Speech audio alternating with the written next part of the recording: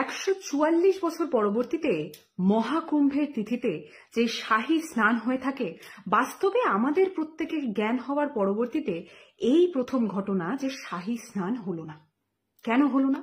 কারণ ঠিক তার আগের দিন রাত্রিবেলা পদপৃষ্ট হয়ে কিছু যারা পুণ্যার্থী সেখানে গেছিলেন তাদেরকে তাদের জীবন খোয়াতে হলো।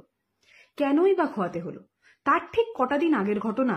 সেই মহাকুম্ভের সেই তিথিতে যখন প্রত্যেকটা মানুষের ভিড় আস্তে আস্তে মহাকুম্ভে বেড়ে উঠছে, ঠিক সেই সময় একটা বিশাল সংখ্যক আগুন বিশালভাবে ছড়িয়ে গেল। কিভাবে ছড়ালো?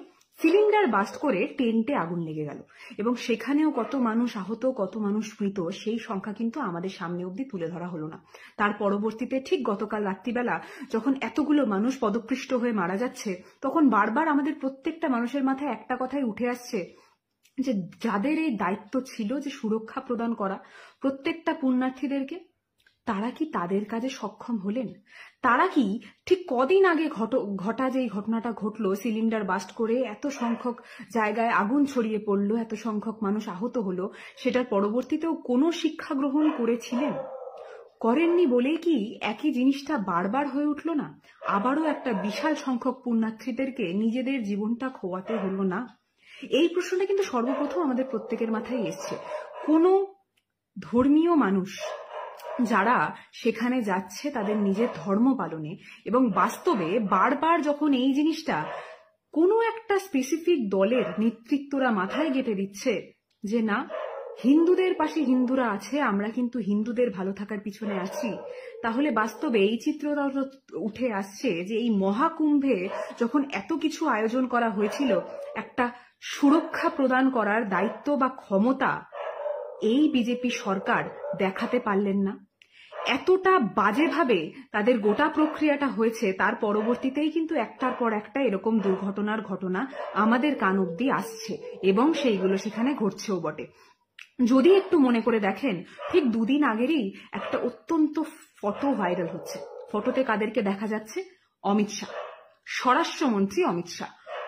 কখনো শুনেছেন প্রাইভেট যে কটেজগুলো হয় সেখানে প্রাইভেট পুলও থাকে, কিন্তু মহাকুম্ভের এই বিশাল আয়োজনের মাঝখানে প্রাইভেট টেন্টের পাশাপাশি প্রাইভেট সেই কুম্ভের একটা আলাদা পোর্শনও কিন্তু ব্যারিকেড দিয়ে বেঁধে দেওয়া হয়েছে এই কিছু বিশেষ ব্যক্তিদের জন্য। শুধুমাত্র অমিত শাহ কেন, তার পাশাপাশি যদি বলি বিশাল সংখ্যক একটা টাকা যারা এনাদেরকে স্পন্সর করে এসছে বরাবরই, আদানি আম্বানিদের জন্য, তারাও যদি সেখানে যায় তাদের জন্য কিন্তু আলাদা খুব সুন্দরভাবেই এই ব্যবস্থাগুলো করা হয়েছে।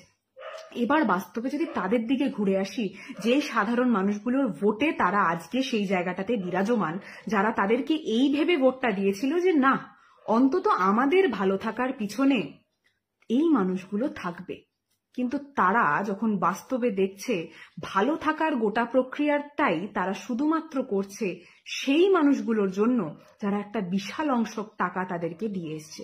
বরাবরই একটা কথা বলে এসেছিলাম যে বিজেপি খুব সুন্দরভাবে ধর্মকেন্দ্রিক রাজনীতি করে। ওরা খুব সুন্দরভাবে, যদি ধর্ম জিনিসটা না থাকতো তাহলেও বিভেদের রাজনীতিই করতেন।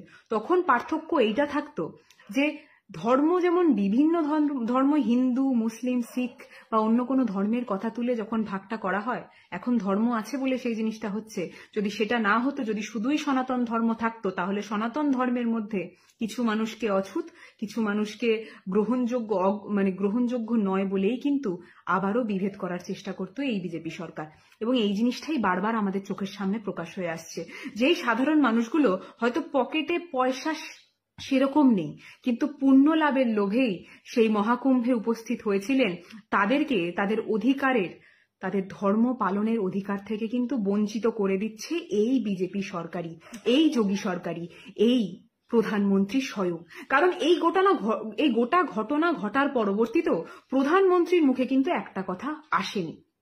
শুনলাম যে কিছুক্ষণ আগে উনি একটা টুইট করে দিয়েছেন ক্ষমা চেয়ে। আচ্ছা, আপনি নিজে একবার ভেবে দেখুন তো, সেই মহাকুম্ভের জায়গায় যদি আমি, আপনি, আপনার কোনো একজন প্রিয়জন থাকতো, এই ক্ষমাটা আপনি নিতে পারতেন তো? একজনের জীবন চলে গেছে, হ্যাঁ খুব বাজে হয়েছে, ক্ষমা করে দেবেন। শুধুমাত্র এই কথাটা প্রধানমন্ত্রী মুখ থেকে বলছেন, যেই প্রধানমন্ত্রী বারবার এই কথা বলে এসেছিলেন যে না, আমরা প্রত্যেকটা মানুষের পাশে আছি, আপনার সুরক্ষার দায়িত্ব আমাদের। আজকে যখন মহাকুম্ভের কথা বারবার তুলছি তখন কিন্তু এই জিনিসটাও ভুললে নয় যে যখনই টিভি খুলি চাকচমক খুব সুন্দরভাবেই মহাকুম্ভের প্রমোশন চলছে এবং পাশে একজনের ছবি আসছে, সেই ছবিটা কিন্তু প্রধানমন্ত্রী স্বয়ং।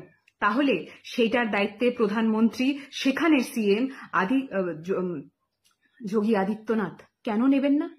তারা এখন সেখানে চুপ কেন? তার পরবর্তীতে একটার পর একটা ঘটনা ঘটে চলেছে, এখনো কিন্তু স্নান বাকি রয়েছে। অন্তিম স্নান সম্ভবত 26 থেকে 27 তারিখের মধ্যে। তাহলে সেই স্নানেও আশা করছি, একটা অনুরোধ করতে পারি এই ভিডিওর মাধ্যমে, যে সেখানে কিন্তু যাতে কোনো মানুষের জীবন না যায়। তারা পুণ্য লাভের জন্য গেছেন, আপনাদের পাপের ফল তাদেরকে যাতে ভুগতে না হয়, এই দায়িত্বটা কিন্তু আপনাদেরকেই নিতে হবে। আর না হলে যেই কথাটা আপনারা বারবার বলে থাকেন যে কোনো একটা জিনিস যদি সেই জায়গায় সফলভাবে কাজ না করতে পারে তাহলে তাদের পদত্যাগ করে দেওয়াটাই উচিত।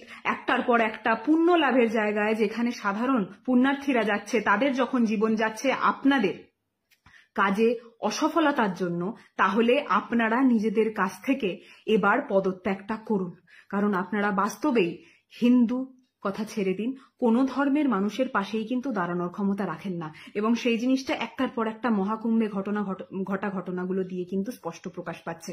আজকে যখন বিজেপির কিছু প্রতিনিধি বাংলার বুক থেকে দাঁড়িয়ে এই গঙ্গাসাগরের তুলনা করে মহাকুম্ভের সাথে, সত্যি গর্ববোধ হয় যে গঙ্গাসাগরে যে কটা পুণ্যার্থী গেছে খুব সুস্থভাবে মুখে হাসি নিয়েই কিন্তু ফিরে এসছে। তারা বরাবরই বলে এসছে যে মমতা বন্দ্যোপাধ্যায় কতটাই সুন্দরভাবে গোটা জিনিসটা চালনা করেছেন। বারবার আমরা বাংলার বাসীরা একটা জিনিস জানি, আমরা এই কথা শুনে থেকেছি যে কিভাবে সব তীর্থ বারবার গঙ্গাসাগর একবার, কিন্তু এবার গঙ্গাসাগরের তীর্থর যেই পথটা এতটাই সুন্দর করে তুলেছে মমতা বন্দ্যোপাধ্যায়, তাই জন্য কিন্তু এবার গঙ্গাসাগরও আমরা বারবারের কথা ভেবে উঠছি। সেই জিনিসটাই বাস্তবে হচ্ছে। যেই সংখ্যক ভিড় এবার গঙ্গাসাগরে হয়েছে সেই জিনিসটা কিন্তু কোনো আদানি আম্বানি ফান্ডিং ছাড়া হয়েছে। রাজ্য সরকার, মমতা বন্দ্যোপাধ্যায় সরকার সেই জিনিসটা সদায়িত্বে করেছেন। সেখানে ড্রোন দিয়ে পর্যবেক্ষণ থেকে শুরু করে, হাতে যদি কিউআর কোডের কথা বলি, সেখানে যদি জেটি থেকে শুরু করে ভেসেলের কথা বলি, সেখানে যদি বাস, যেই বাসগুলো প্রত্যেকটা মানুষকে একটা জায়গা থেকে আরেকটা কমন লোকেশনে নিয়ে যাচ্ছিলেন, সেই বাসের প্রপার সুবিধার কথা বলি, সবকিছুই কিন্তু খুব সুন্দরভাবেই হয়েছে।